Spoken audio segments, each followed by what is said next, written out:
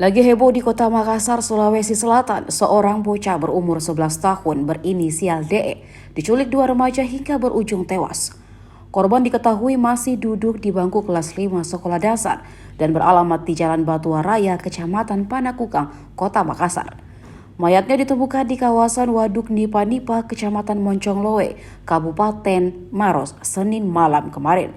Kondisi korban saat ditemukan terbungkus kantongan plastik dengan kaki terlipat.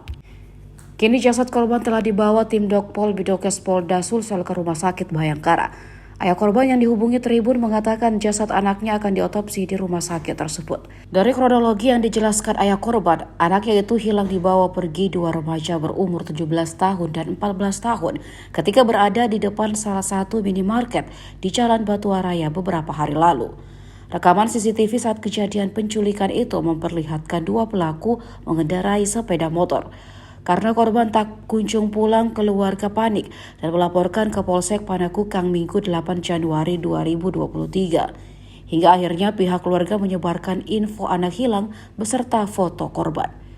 Info anak hilang itu disertai rekaman video CCTV minimarket saat korban dijemput kedua pelaku.